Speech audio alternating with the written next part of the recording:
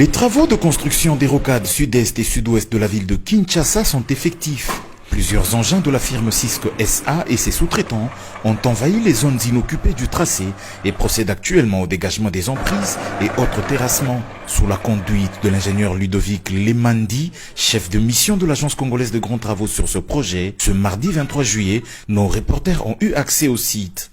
Parti du PK0 qui est le terminus Mboudi, ils ont remarqué un important déploiement en matériel et en personnel jusqu'au PK17 plus 800 où se trouve localisée la cité Millennium. Au PK12 du projet se fait la construction de la base vie de Crécuit avec l'installation de 2 centrales dont l'une produira du béton et l'autre des enrobés. Pour faciliter le trafic sur ce tronçon, un ponceau de type Bélé triple simple a été jeté sur la rivière Mfouti au PK12 plus 900. Au PK13 plus 400 se font des travaux de terrassement sur la voie de déviation en vue d'obtenir un rayon de courbure adéquat. Et au PK15 plus 500, ce sont d'autres travaux de terrassement qui se pratiquent. Au PK16 plus 600, sous l'œil vigilant de la mission de contrôle du Bureau technique de contrôle, le BTC, des travaux de construction de caniveaux ont déjà débuté.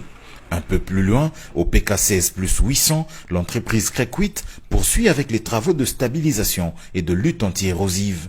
C'est donc une intense activité motivée par le souci de tenir le délai qui est constaté sur le projet des rocades. Dans les zones habitées du projet, la majeure contrainte pour l'obtention de l'emprise de 20 mètres utile pour caler la route de 2 fois 2 voies et ses ouvrages connexes reste l'expropriation des occupants avec une indemnisation conséquente.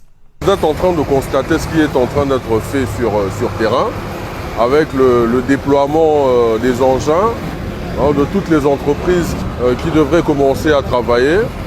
Donc la population peut constater le début effectif des travaux. Il ne s'agit pas d'une chimère, il s'agit d'une réalité.